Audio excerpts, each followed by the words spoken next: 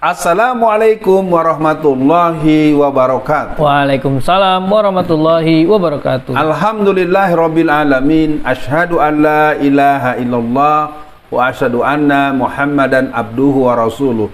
Dibacain berita, kita jumpa lagi. Bung kameramen, bacain dong beritanya. Bung Alfian, kembali lagi dibacain berita yang minggir ke cerita Uat. Biar Bung Alfian surprise lagi nih. Nah, Bung Alfian, saya pernah mendengar juga ceramah Bung Alfian tentang Bung Alfian sedang mengisi di kampus, tiba-tiba ada yang bertanya atau yang memberikan statement bahwa Rasulullah atau Nabi Muhammad belajar kepada Karl Marx. Wah, itu kalau pertanyaan saya salah, mungkin Bung Alfian bisa mendetailkan waktu itu momennya bagaimana, cara nanyanya dia bagaimana, itu pas Bung Alfian lagi mengisi apa. Silakan Bung Alfian. Namanya Yongki ya. Ingat namanya. Itu nama aslinya apa enggak tahu, tapi yang jelas Yongki itu mungkin sekarang udah sarjana tuh bocah kalau dia kuliah terus. Waktu itu orientasi mahasiswa baru di sebuah perguruan tinggi yang ada di Jakarta.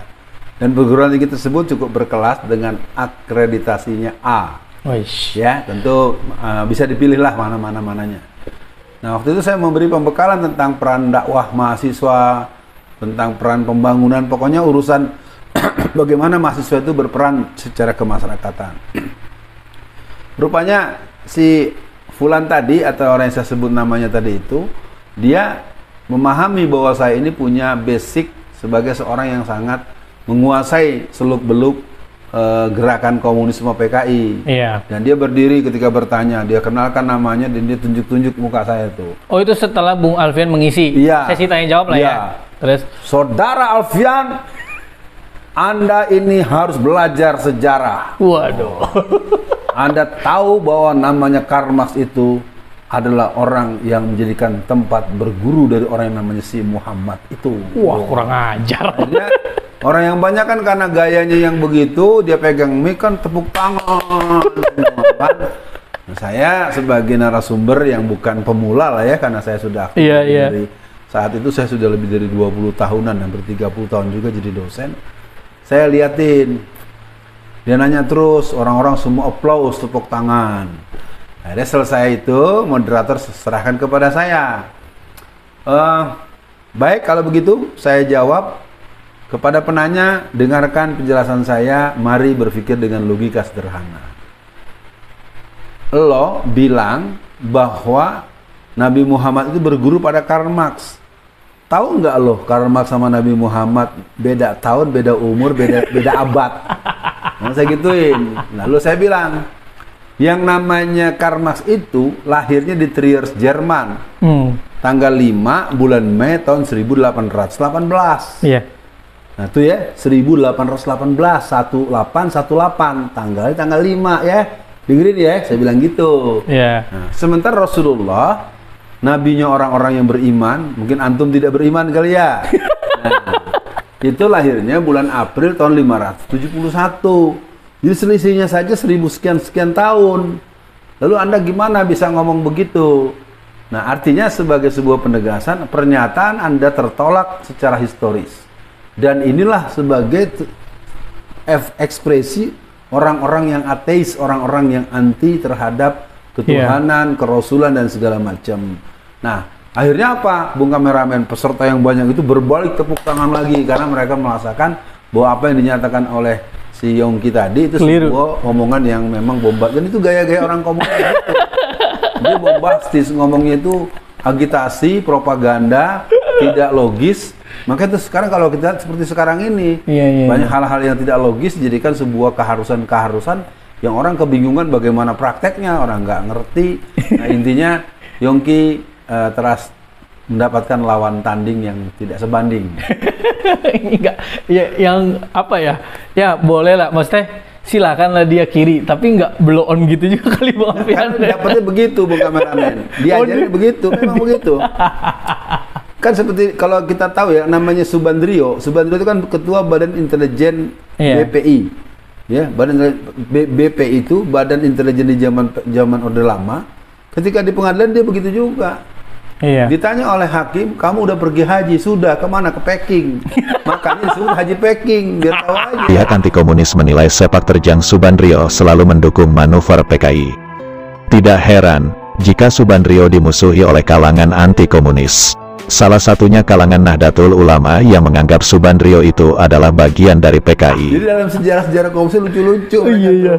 Bahkan ditanya lagi, waktu itu malah lebih seru lagi. Kamu udah sholat belum? Sudah. Apa nama-nama sholat? Subuh, zuhur, asar, maghrib. Maghrib kamu berapa sholatnya? 4 rakaat. Gitu. Ini sama dengan cerita saya yang di Solo itu. Cuman tuh anak yang ditanya sholat subuh, dia bilang sholat subuh 3 rakaat. Oh iya.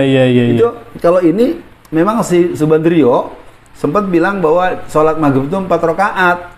Dan dia dibilang pergi hajinya, makanya disebut dia haji Peking gitu. Sekarang mungkin Beijing ya gitu ya. Iya. Gitu Bung Kameramen. Iya, memang Bung Alfian menarik yang Bung Alfian ceritakan bahwa sebetulnya kalau bahasa mudahnya, karena saya ketika menemui di kampus juga Bung Alfian, ya mereka sih menurut saya bacanya ya segitu doang. Menurut saya segitu doang. Dan tapi Bung Alfian, ada satu kebanggaan kalau saya lihat dari anak-anak kiri ini, mereka tuh merasa punya bacaan, dia merasa beda atau merasa lebih pintar dari temennya, ya. Dan samalah sebetulnya model dengan anak-anak yang mengaku ateis Bung Alfian. Dia ngerasa oh keren, jadi sumber orang nanya. Ini gimana Bung Alfian supaya anak muda kita itu tidak merasa keren karena begitu gitu? Karena menurut saya itu bodoh gitu. Silakan Bung Alfian. Ya karena mereka kan memang mendapatkan pembekalan. Kalau di kelompok pelajar namanya Kurpol, Kuliah Revolusi Politik, dengan berbagai pola-pola pengedukasian yang dilakukan oleh senior-senior mereka. Karena ini cerita tentang mahasiswa, itu ada 2 kegiatan yang namanya MDL dan MDH. Yeah. MDL itu materialisme dialektika logika. MDH itu materialisme dialektika historika. Yeah. Jadi mereka itu memang mengalami proses pengulangan, peneguhan komitmen terhadap sesuatu yang membuat dia begitu menjadi self-center, antroposentrisme. Jadi kok orang-orang komunisme yang akhirnya mungkin dikenal dalam sejarah negara kita dengan PKI, ya dengan ideologi komunismenya itu memang mereka sudah tergembleng jadi orang yang tidak boleh mau kalah walaupun salah, biar salah tapi harus menang. Waduh. Biar nggak masuk akal harus jalan. Kita bisa lihatlah kebijakan-kebijakan seperti kebijakan tol laut, kebijakan kereta cepat, termasuk kebijakan IKN itu kalau mau dibaca begitu. Iya. IKN itu persis banget ya, memang kebiasaan orang gitu. Memang pilihannya memang harus segera digeser secara konstitusi, begitu Bung Kameramen. Iya Bung Alfian, mungkin nanti kita berjumpa di cerita uat selanjutnya yang kita bikin segmen sendiri Bung Alfian di luar dibacain berita gitu Bung Alfian. Tapi sekali lagi di cerita uat ini saya tidak menceritakan kepada Bung Alfian apa yang ingin saya tanyakan tentang ceritanya biar surprise. Nah Bung Alfian, untuk akhir sesi kali ini Bung Alfian, apa nih pesan Bung Alfian untuk anak muda, atau mungkin Bung Alfian bisa berikan arahan anak-anak muda yang di kampus lah, mereka untuk membaca buku apa saja Bung Alfian agar mereka bisa membentengi dirinya dari ideologi-ideologi yang memusuhi Islam. Silakan Bung Alfian. Pertama, nasihatnya buat Bung Kameramen. Bung Kameramen agar terus membuat pertanyaan yang surprise.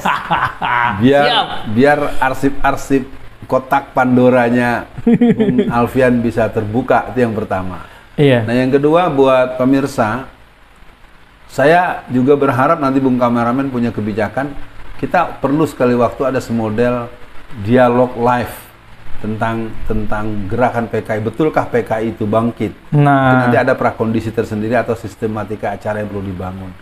Nah, untuk yang tadi ada pertanyaan soal bacaan-bacaan, saya pikir bacaan pertama yang harus dikuasai dan didalami adalah Al-Quran. betul. Ayo seluruh yang mengaku beragama Islam, nanti dekat lagi kita bulan Ramadan. Ya ayyuhallazina amanu kutiba alaikumusiyam kama kutiba alal ladzina min qablikum la'allakum tattaqun. Syahrul Ramadan allazi unzila fihil Qur'an hudal linnasi wa bayyinatin minal huda wal furqan. Itu yang pertama, baca Quran. Yang kedua, pelajari sejarah perjuangan umat Islam Indonesia. Itu perlu dibaca buku-buku yang dikarang oleh Profesor Dr. Hamka, dikarang oleh Profesor Dr.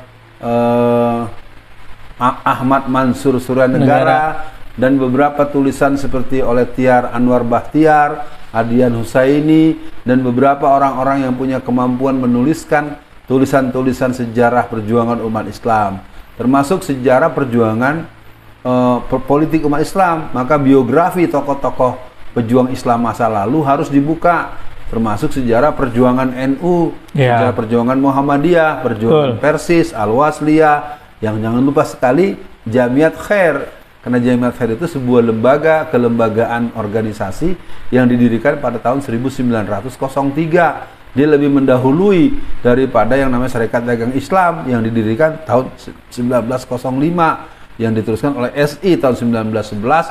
Selamat membaca, selamat belajar, bersama Islam kita jaga kedaulatan NKRI. Assalamualaikum warahmatullahi wabarakatuh. Waalaikumsalam warahmatullahi wabarakatuh.